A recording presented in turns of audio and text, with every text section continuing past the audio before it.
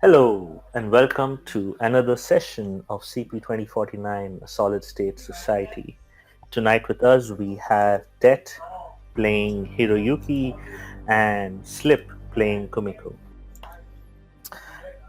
The last session that we all watched as viewers, we were with Yang and Yin, now going back to their original names of Hiroyuki and Chiyako, back at their true home in Hakusan, Japan. Um, they had many a discussion with an old master of their home, and at that point, Hiroyuki made the decision to fly back to Icarus, meet Kumiko, face the consequences of his decision, and see where this dark path leads him. While Yang was on his own inward looking spiritual journey, Kumiko was dealing with the aftermath of the attack on the ship. It turns out that the container that was stolen actually didn't belong to the Takeda Enterprises, but the Watanabe Corp claimed ownership. Kumiko dealt with the underworld, set up a warehouse in the South Docks, but the person handling the transaction at the docks seemed someone with a loose tongue, and she had to dispatch Trauma to get things all wrapped up. Tonight's session picks up with Kumiko back in her apartment just after she has finished a call with Jotaro. Jotaro seems to be extremely agitated with the loss of his shipment, and he is not sure if Kumiko is to blame yet. But it doesn't help that there was a loose tongue on the streets of Icarus, and things might turn sideways at any moment. That being said, we'll start with the session. Kumiko in her apartment. Go ahead.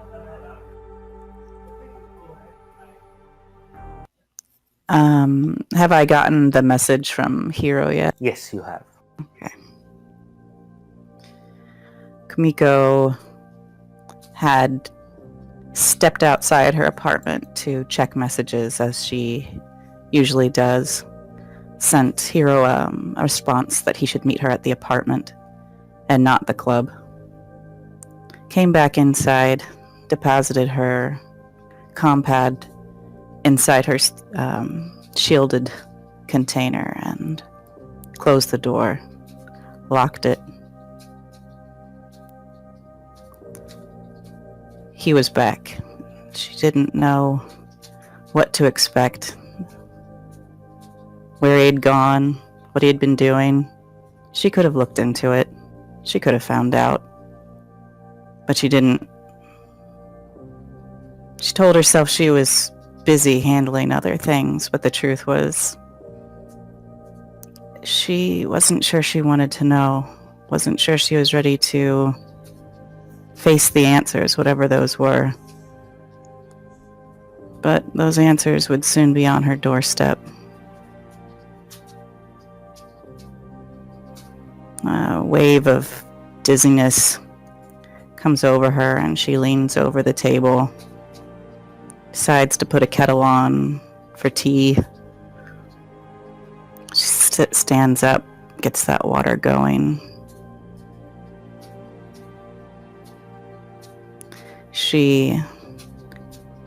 While it's heating, she decides to try to clear her head, takes a quick shower, comes out, puts on a silk robe. She adds some ginger tea to the water, lets it seep. Trying not to think too hard, trying not to come to any conclusions or make any assumptions. For once, just letting her thoughts flow freeform. So many things to consider, so many difficulties, so much complexity. Watanabe, the box, the voice on the screen, Hiro, and the possibility of something even more life-changing. She sat down on the couch, crossed her legs, sipped the tea, tried to find a moment of serenity in the chaos, and waited for Hiro.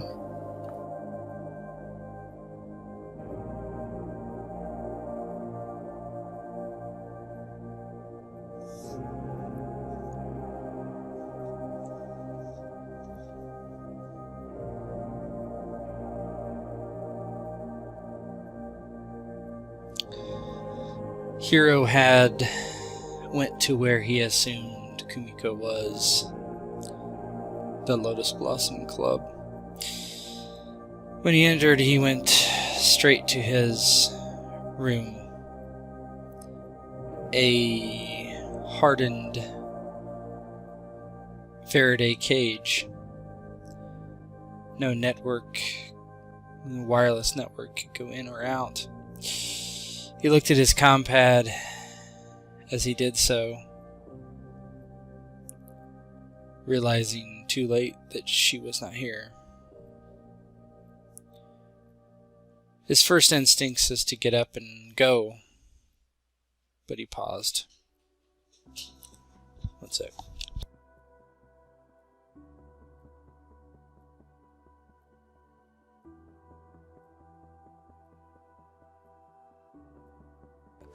Okay. Yes. Had a visitor.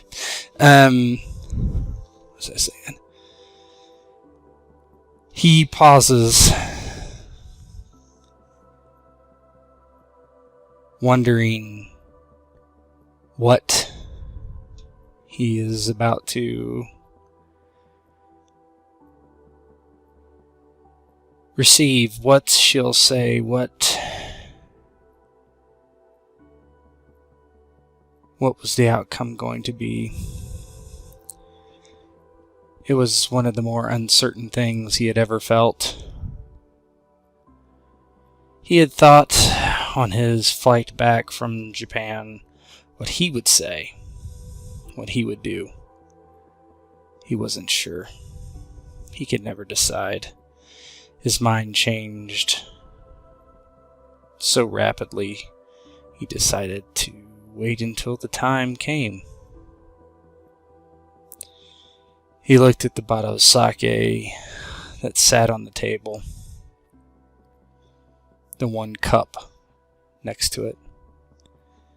He thought about taking a drink to ease his nerves, to calm his mind. But with a deep breath, he stood, leaving it behind. He walked back out the way he had come. He hailed a cab and went to where he knew Kumiko would be. Her apartment. 30 minutes pass by as Hiroyuki is making his way across Icarus to Kumiko's apartment. Eventually, Kumiko, while she's sipping on her tea, she hears a knock on her door. She looks out between the blinds to make sure that it's him. And then she walks over, undoes the deadbolt, opens the door. The inside seems strangely dim. All the blinds are drawn. There's no electric lights on. Instead, candles are lit in various corners. On the coffee table in the center, just a mild beeswax fragrance filling the room. And there's a few other things that seem a little different, but it's hard to pinpoint. Kumiko is still in her silk robe, her hair still damp from the shower. Seeing Yang Hiro in the doorway, she gives him an impassive glance. She looks at him for a long moment before standing out of the way. But then she does, and shuts the door behind him.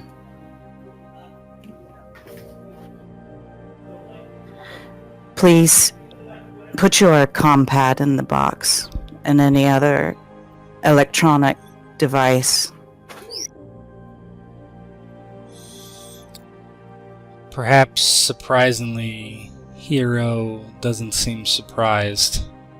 He removes his compad and places it in the box without saying anything. You are carrying nothing else? He shakes his head.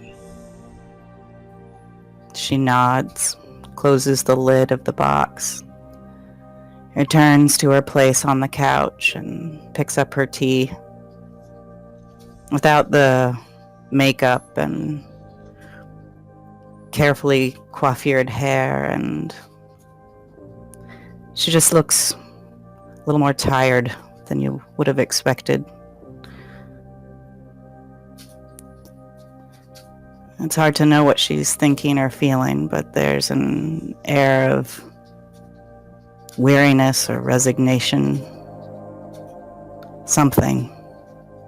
But she says nothing. Just sits.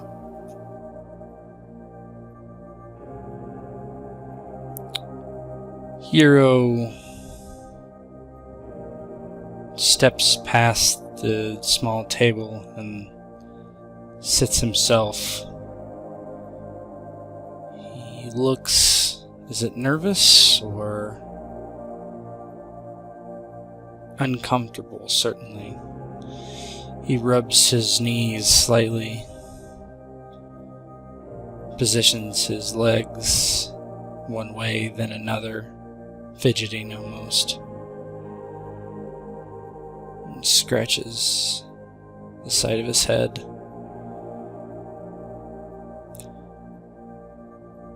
I have heard that the operation did not go as planned. Small, wry smile quirks the corner of her mouth. Hiro, things never go as planned. Not exactly. But it is well. Well enough, anyway. This may still turn out to be better. Anyway. It could have possibly gone smoother, but we were a little short-handed, and she gives an eyebrow and a pointed look. Yes, I do apologize. He says the words, but doesn't look as though he actually means them. I had business to attend to, as I did say before I left. Oh, yes.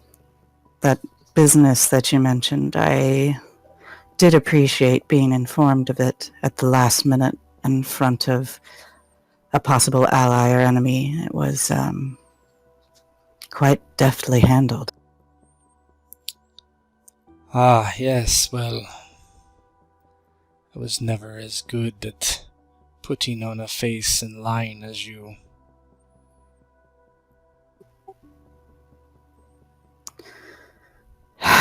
True.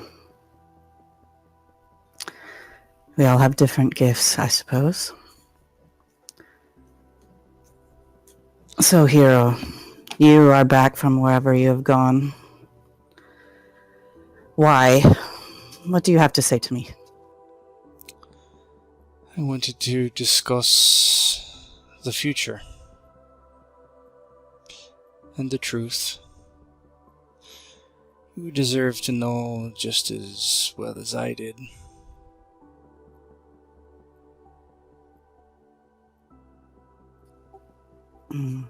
What is this truth you're speaking of?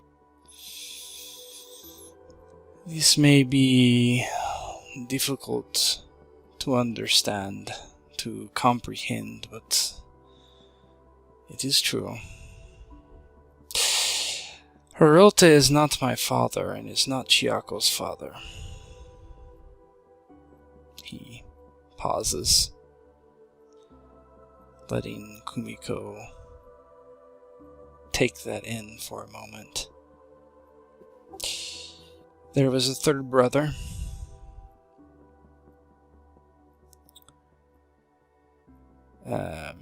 Kurosawa. He is Chiako and I's father. I was not born in Icarus, I was born in Japan. She looks to the left as if remembering something, or trying to. Perhaps I knew that.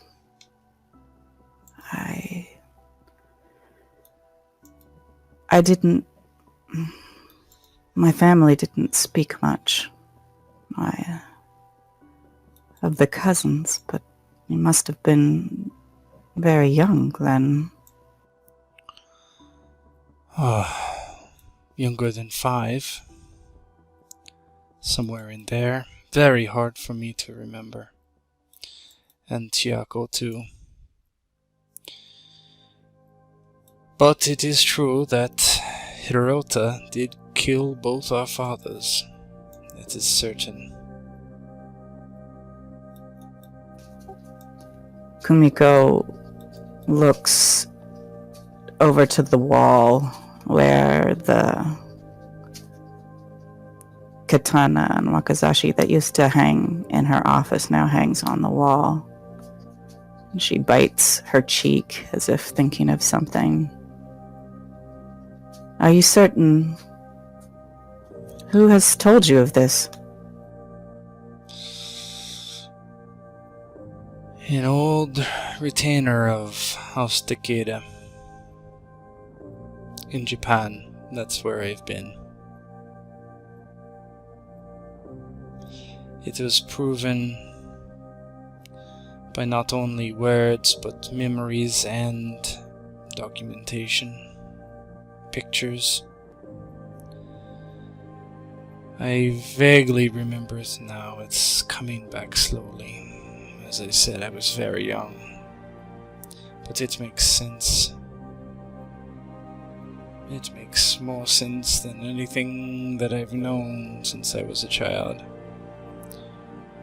Why he took Chiako and myself as his own, I do not know. Perhaps for legitimacy, for cruelty, who knows? His depravity could be anything, just to see us suffer. He shrugs. These memories you have of your real father, a real mother, perhaps? You're certain that these are authentic? I am.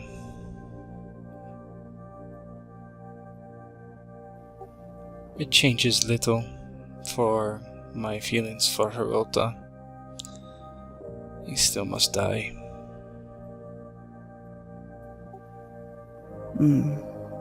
That he must. I hope that whatever these memories are, they are good ones. Perhaps that will give you something that your old memories couldn't.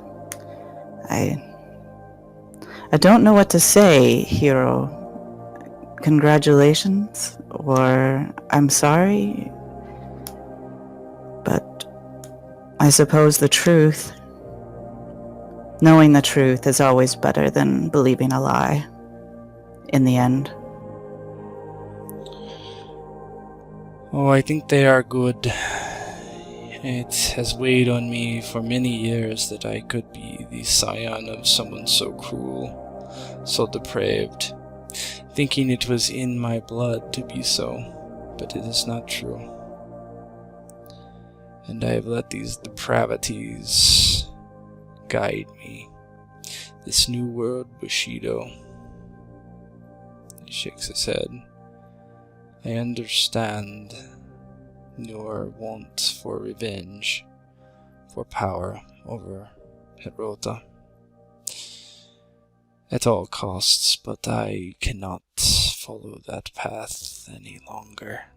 Not like that.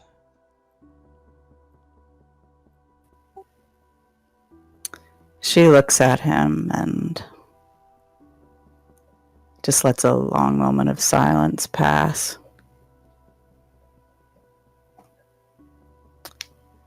Her, might be your imagination, but her eyes look a little wet, but she looks away for a moment, blinking hard, and then turns back, and again, her face is fairly impassive. Hiro, when I first entered not your father, I suppose, Haruto's service, I had a different sort of revenge in mind. I was very young, younger than I let on. Like Chiako, like you now, his death is what I longed for. He had taken so much from me. So much more than you know, Hiro. And her face contorts a bit with emotion as she says that, but then she regains her composure. Before I killed him, I wanted him to taste that loss. I have never told you this, but I had planned to kill you and Chiako, his legacy, before ending his life. But it did not take very long to see that I was not Haruto's only victim. Poor Chiyo, angry Hiro. I could not bring myself to do it, but I convinced myself that it was the sweeter revenge that I was after. To turn you against him. You were halfway there already. As time passed, I could not keep my heart close to you. When you were small, you craved security. So I protected you and taught you about strength. Then, when you craved a sense of purpose, I provided it. The new Bushido. Justice. Revenge. Finally, when the years of neglect caught up, I suppose, and your need for affection became overwhelming, I gave you all that I had. Perhaps it wasn't enough, but it was the best I could do. In some ways, I am just as broken as you are. But now, and she just puts her head down into her arms. I find myself exhausted from living up to your expectations. She looks up again. If you don't want to be here, then don't be here. If you have found a new sense of purpose, then follow it.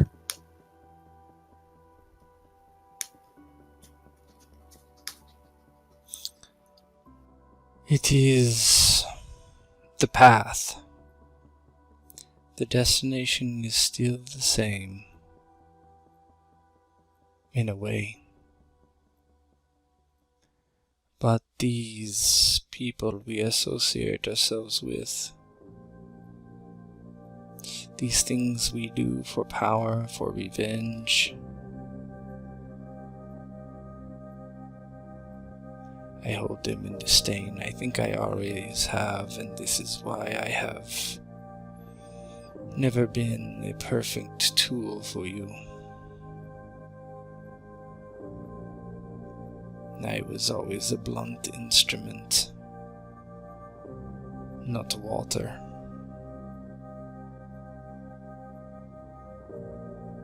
I cannot do the things that you need me to do. But And yet, you want your father dead? And you think that this is going to happen magically, by snapping your fingers or wishing hard? I do not blame anything that you have done. I am not here to cast blame or make you upset. I am simply telling you that my own life must change. For I could die in a moment's notice. Hirota will not stop until Chiako and I am dead. He must die or we must die, I know this. And I cannot continue living this life and give anything to anyone. Not affection or kindness or love. It is one or the other. I must embrace the mask fully or give it up entirely. And as I have been thinking a lot. I will do anything to protect the serenity of my family, and that includes you. Her lower lip trembles a minute as you say that, and she looks down, bites it. Hiro, I don't know what you are saying. I don't know what you want. I don't understand what you mean by this life you want to give up. That you think... Do you think that you can get what you want without getting your hands dirty? No, I don't. But I have been in between two worlds. One that has tugged at me, and I did not know why. I was not raised with honor or respect or love or duty. But it was my father, my real father. His teachings, his blood in my veins, tugging at me back to the way of real Bushido. To that helps the unfortunate, smites the wicked. But then I am here. And if I call out my father, he is not going to walk down and duel me to the death. No Aijutsu. No. He will plot and scheme and kill me in some other way. And so what do I have? As you say, I must get my hands dirty. But I cannot succeed if they are one side clean and one side blackened. And I do not want anyone to see when I plunge both hands into the muck. But as I said, I will do anything for my family to restore honor. I did not come here to tell you that I wish to change your mind about taking over Takeda or anything of that sort. You may still have it, I do not need it. I only have very few stipulations, and it is simply peace. for Chiako and those of Clan Takeda who still draw breath and have a... I don't know that anyone has a pure heart anymore, but you know what I mean, I guess. You think I might seek retribution? Is that what you're saying? I think you might consolidate power.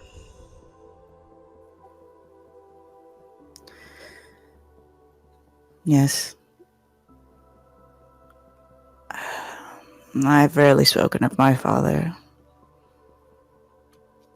I was an only child, but as a girl, I was sheltered from that family business. He was not a kind man. He worked long hours. He rarely came home before I was in bed.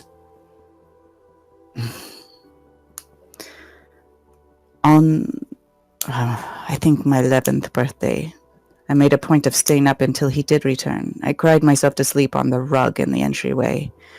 When he woke me, I said, "Father, it is my birthday. Why do you love your work more than me?"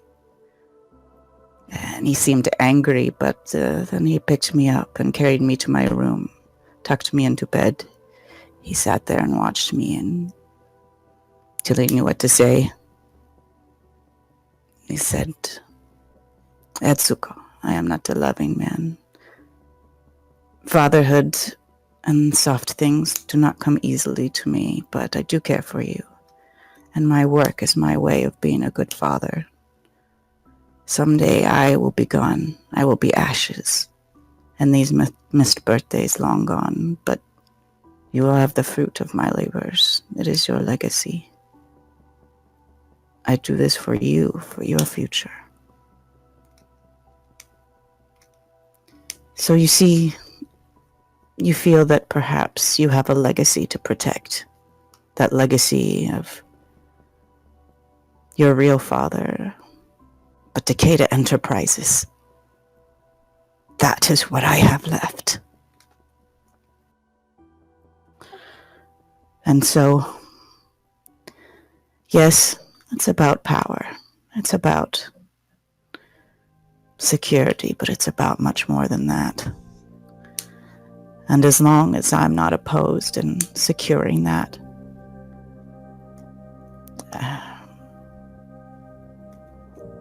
anyone who supported your father, I don't know the situation there. I have no interest. Frankly, if you and Chiako have any sort of interest, profits from Takeda, I'd be willing to share, but the running of it, that is mine. And so, if that is the agreement, that is easily agreed to. Hiro rubs his chin, thinking he looks like he wants to say something, but pauses. And yes, well, I suppose I said I was coming for the truth. The truth is, you don't have a claim to Takeda. Not really. Your father helped kill my father. My father was the eldest. And Who told you this? It is true.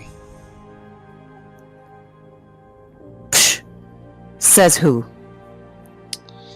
Says the same people that tell me that I am who I am.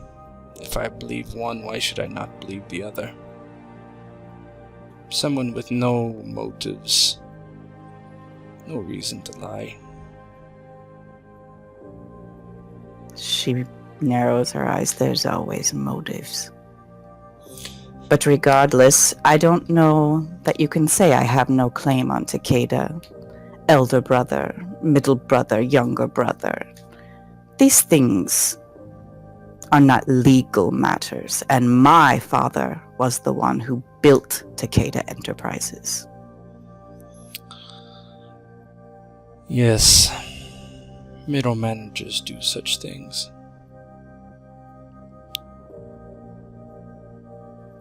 She laughs. Do you think you could run it? Hardly. I don't have any desire or the aptitude. I never claimed that I could do such things, or certainly want to do such things. I'm simply telling you the truth so you know.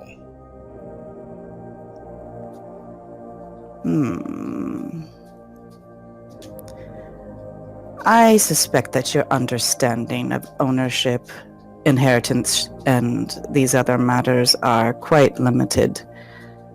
So I would be careful about throwing around terms such as no claim. However, I'm willing to put that aside for now, so long as you are telling the truth that you do not intend to pursue control of Takeda Enterprises. That depends on what you plan to do. Will you run it like Hirota? Because I'm looking in front of me and I do not see much of a difference. Someone Then who you will never- do anything for power. Tell me, what is the difference? You use people, you throw them away. Who have I used? Who have I thrown away? I do remember being 5 years old and brought up by a nursemaid, a beautiful young girl. She groomed me well, turned me into a blade to stand by her side. Am I not the one that has been used? I used you. Did you hear nothing I told you? I gave you only what you wanted, hero. Security, strength, purpose, affection. If you do not want these things anymore, then fine.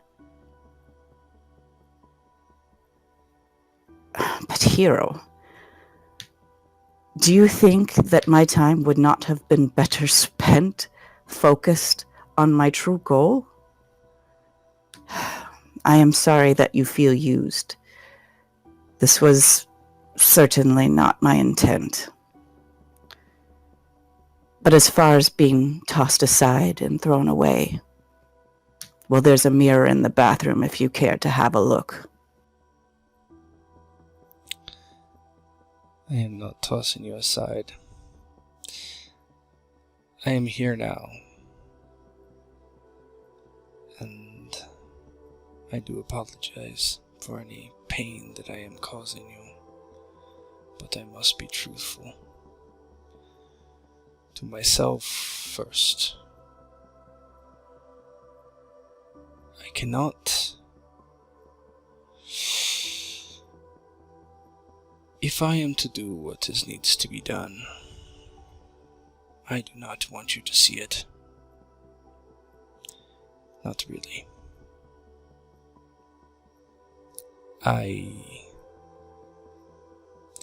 Although I do not know if you would be a good leader of Takeda, you may be just like Hirota. I suspect more than not. But if I do what I must do, it will be in the darkness. I will be in the darkness.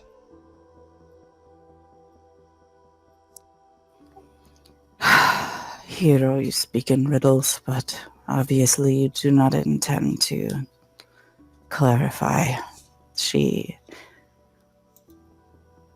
looks down at the table, and there's a data stick on it.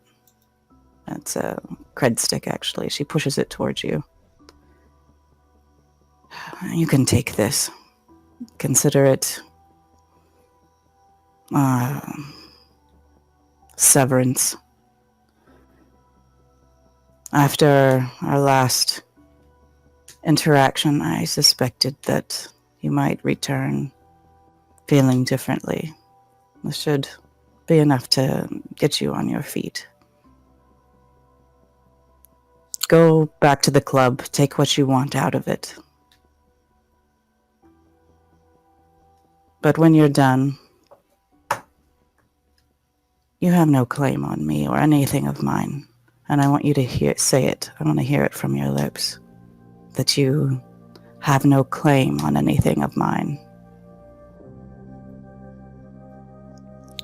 Cocks his head to the side. Doesn't even look down at the data stick. I think I am not the one that is speaking in riddles. Just say what you want to say.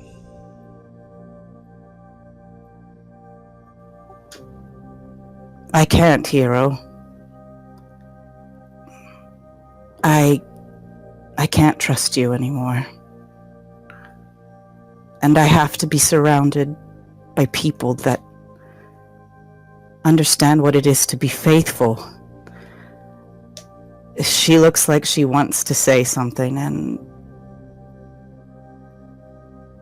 she just can't bring herself to do it.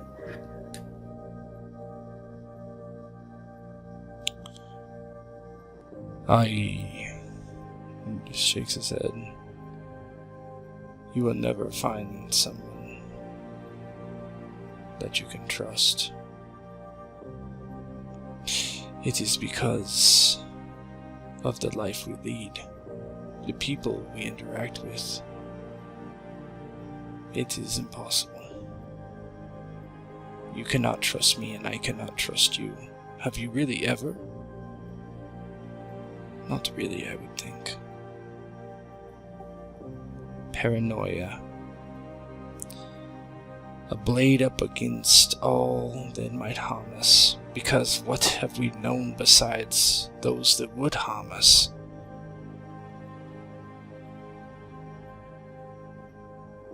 There is nothing else in this neon hell. When I talk about blackening my hands, it is because I will now go, maybe where you even would not.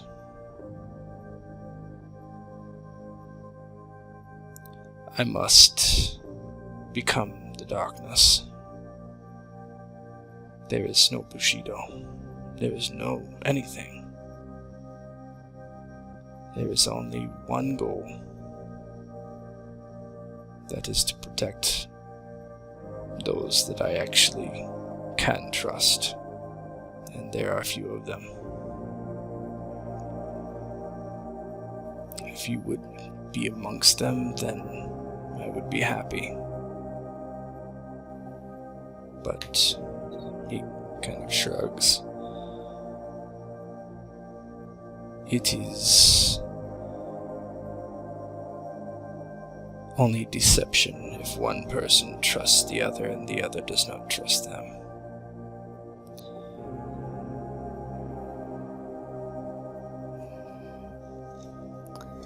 She looks at him for another long moment, then appears to change the subject for a moment. Chio, I assume you have spoken to her of these changes, this new knowledge, perhaps of your new path.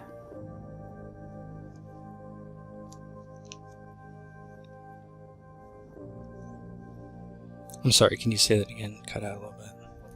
Oh, sorry. You have spoken to Chio of what you have discovered about your new path. When you speak of people you care about, I assume you speak of her. She is my sister. She does not know exactly, no. It is a burden.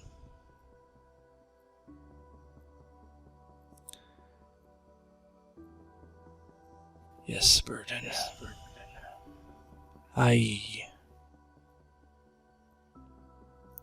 Do not harm her. She scoffs again, shakes her head. Hiro, you truly do not know me. Perhaps that is my fault.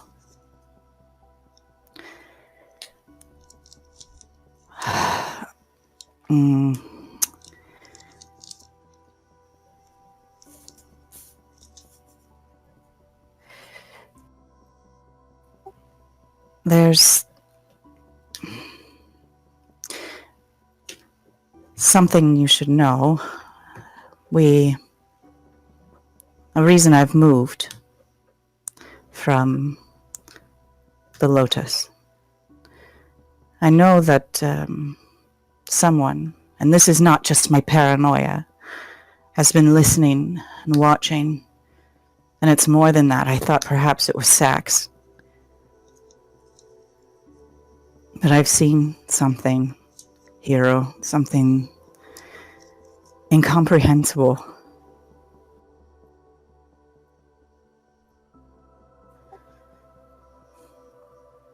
Whatever you do, just know you're being watched anywhere.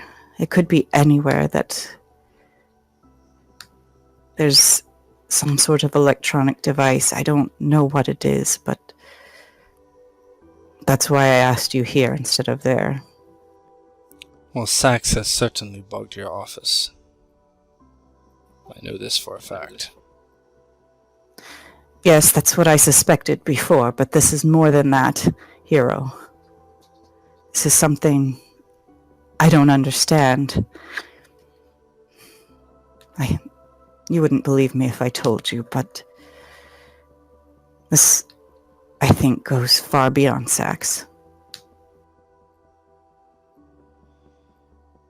I do not know what that is.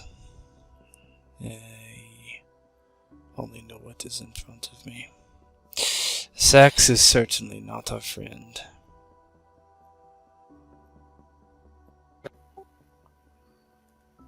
What do you know of Sax that I do not? Oh, nothing specific, I suppose.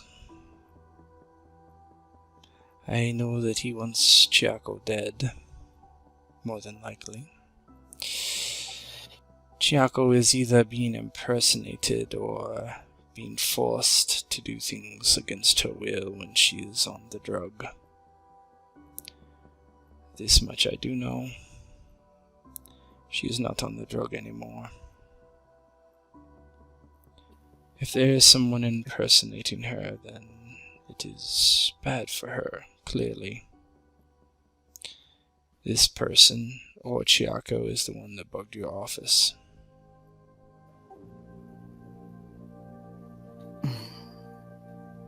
The only time Chiako has been to my office was when she was with you. Yes, I did not know about it, of course. And you think that wasn't her? I think that she might have come back, someone else perhaps. I do not know. If she bugged it then yes, I think it was her. She remembers that encounter and was lucid, apparently. There's something going on. As you say, something more that we do not understand. But I plan to put an end to all this very soon. Very soon. I will contact Hirota and make amends, or attempt to. Get him close, then I will decide what needs to be done. And you intend to do all this alone? You will not keep me informed? When Hirota is dead, you'll see it on the news. Or when something else happens that I am dead.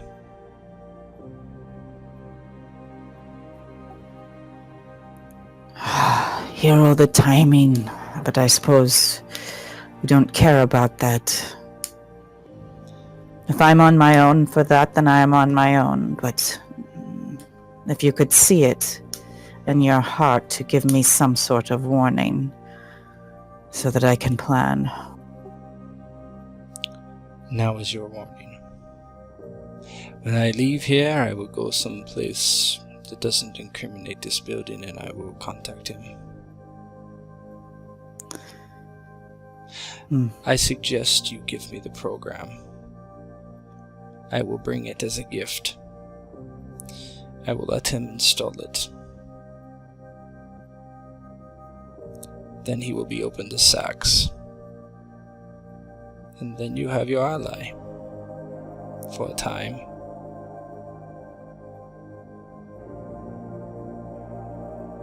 Any repercussions that come from Hirota, you will be able to fight him off at that time if I die. Certainly he will see the benefit of the program and will install it. Like all the others, they will miss the back door that Sax has put into it. And that will be that. An easy way to get it installed. No sneaking, just hand it over. I will come up with some sort of lie. Perhaps. She smiles because you're so good at that.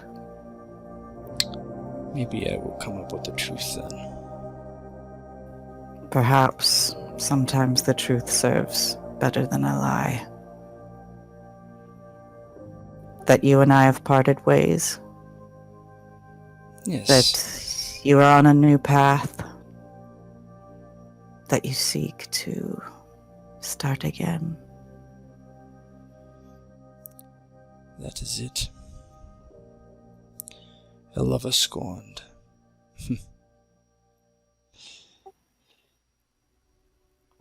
Well,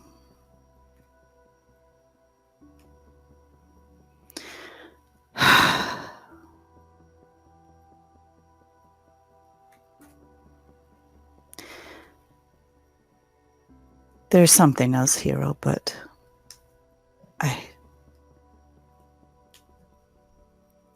I just can't risk it. I will I will send Miho to you at the club with the code. Use it as you say. If things work out as you say, if you do not betray me, then perhaps I can trust you with it. Well, whatever this is, it probably will never fall upon my ears. I do not expect myself to survive this. But he will take the program. So, if you have something to say to me, now is the time. If you're not going to live, then what would be the point? She stands up and takes a deep breath, maybe a little shaky. She walks over to the wall. She takes down the katana and the wakizashi, and she comes over and she says, "If Chio is truly free now, would you give these to her for me?" Along with a note. She gets out a piece of paper and she scribbles some things down on it. Puts it in an envelope and hands it to you. He nods.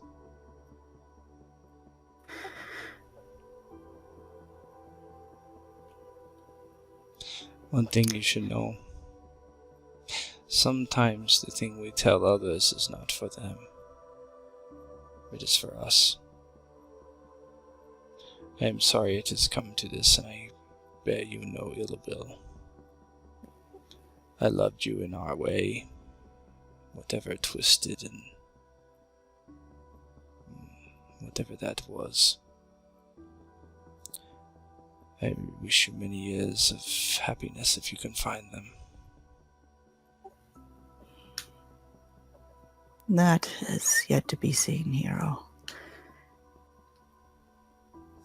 And I bear you no ill will for your sake and the sake of what we've been through together and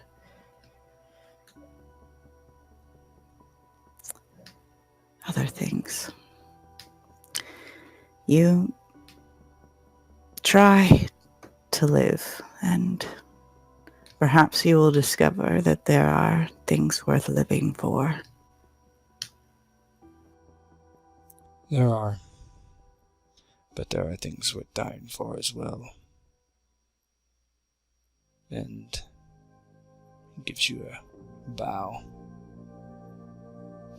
Sayonara. And bonsai.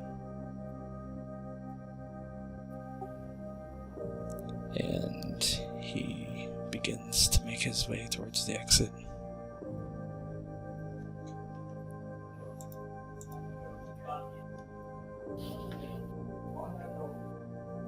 It starts as a shimmer of gold, a ray of sunshine peeking through the blinds into the dark room. In the corner,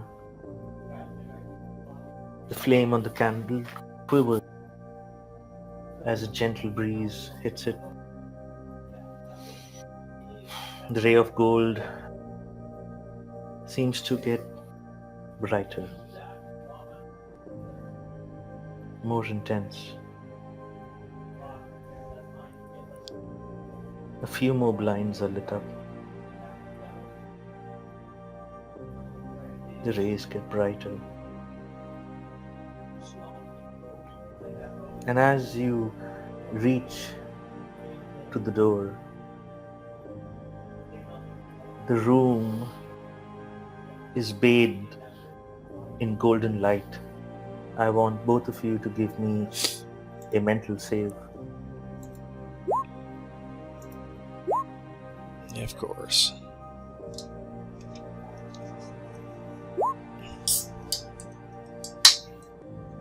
The light is unnatural. Kumiko's apartment is in the business district. There are a lot of billboards around. They hawk different new age thingamajigs, things that one would want to possess, things that beautify someone, make someone faster, make someone stronger, make someone last longer. But this light is different. It doesn't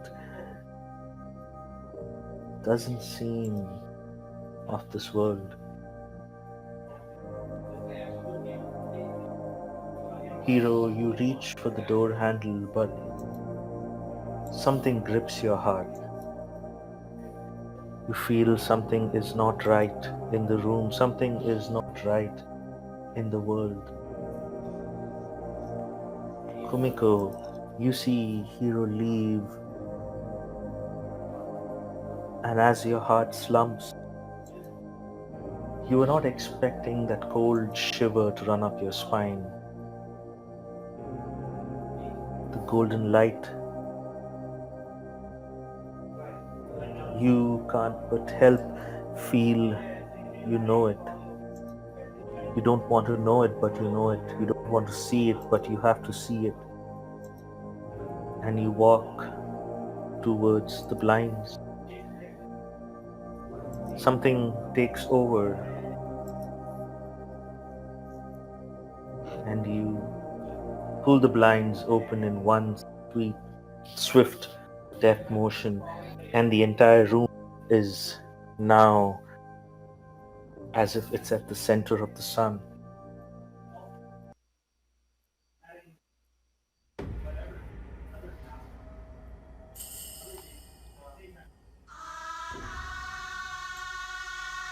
right outside the blinds on a giant jumbotron, a golden chrysalis is burning, bathing the entire room in that golden sunlight. It seems silent and it seems to be talking, but you don't hear the words. Somewhere above you, you hear static.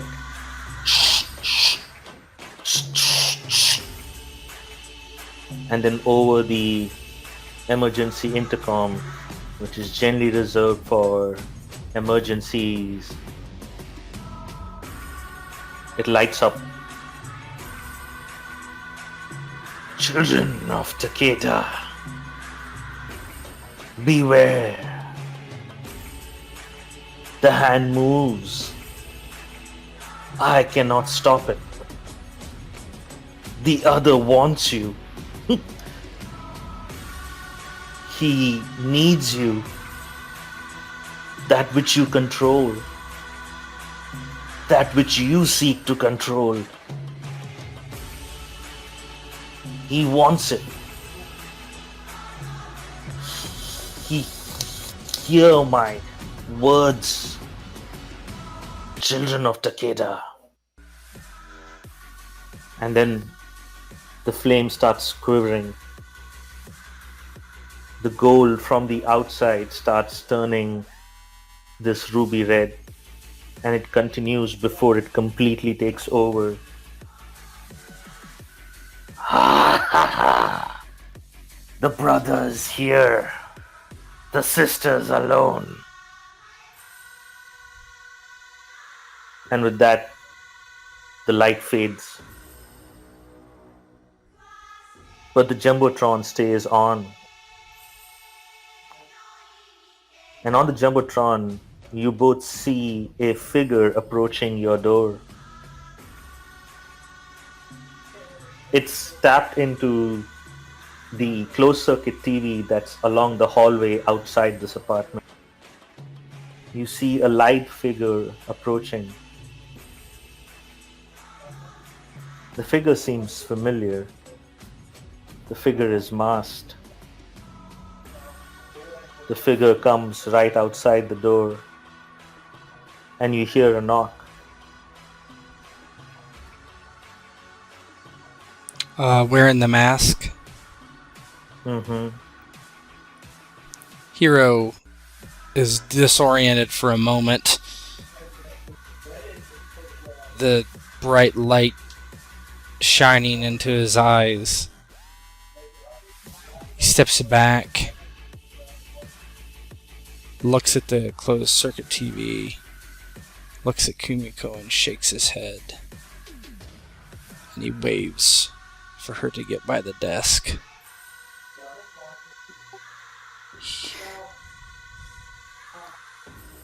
Kumiko turns away from the window. For once, naked fear is on her face. Not that Yin is outside, but that this force she doesn't understand has entered her life again. She stumbles back a bit. She snatches the katana that she had handed Hiro. She grabs a pistol from underneath the sofa and backs away behind him. Hiro walks to the door, yanks it open, and doesn't thrust his sword like straight into whatever this is, but puts it at quote-unquote Yin's throat. Or it tries to, at least. You open the door and you instinctively thrust the sword into what should be Yin's throat. But you realize quickly that you have just thrust yourself into thin air.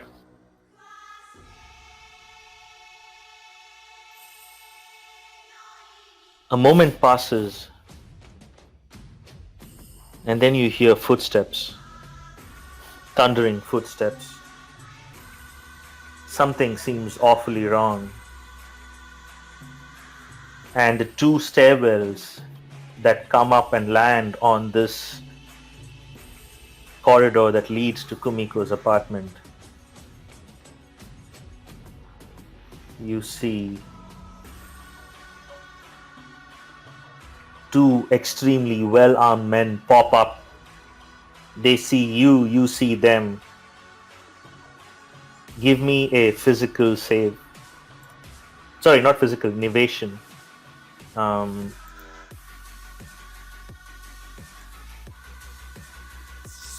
Nice. Something I'm decent at for once. Not my brain. You can't fathom what just happened. There was a knock. You saw the image on the Jumbotron. Yin was outside. You thrust the blade. There is no Yin. And then you hear the footsteps. And as soon as you recognize as threats, they recognize you.